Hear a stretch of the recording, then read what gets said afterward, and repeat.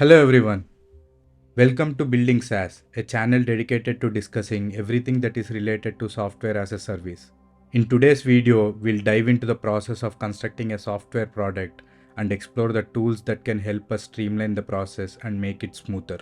So for any product that we develop, first we need to identify a problem. Once we pinpoint the problem, we must assess whether it can be solved using software. If the answer is yes, the next step involves drafting a plan, how we intend to solve it through software. To begin this process, one can utilize basic tools such as pen and paper or opt for a documentation tools like Word, Notion or Google Docs.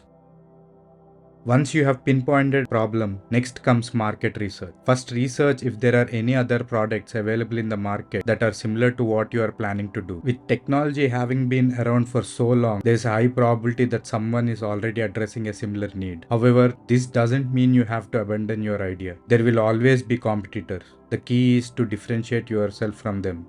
Next, identify your first 10 to 20 potential customers. Reach out to them and see if they're interested in your products and services. Once we have identified a problem and done with our market research, next step is wireframing. We begin by creating rough sketches outlining what we aim to build and what features we intend to incorporate, sketching out screens accordingly. We then utilize mind maps to chart out user journeys within the application we are developing. This process can be executed using traditional pen and paper, or you can use Figma or Miro for mapping users' journeys and wireframing. Once we have completed the wireframing stage, we proceed to development. During development, we consider three main aspects: the front-end, back-end programming, and type of storage required. For front-end, the initial decisions revolve around whether you want to develop a mobile app or a web app. If you are opting for a mobile app, we must choose between native development for Android and iOS separately or adapting a hybrid approach using frameworks like Flutter, React Native, or Ionic to build both platforms simultaneously. Each approach has its own trade-offs, but it's acceptable to start with any one of them. Instead, if you choose to develop a web application, we need to learn HTML, CSS, and JavaScript.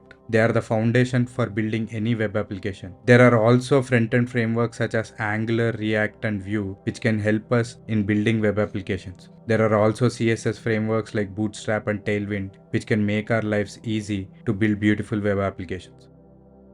Moving to back-end programming. This is where our entire business logic for our SaaS application depends on. There are numerous options available, but beginners often start with Node.js due to its alignment with JavaScript, which is already necessary for front-end development.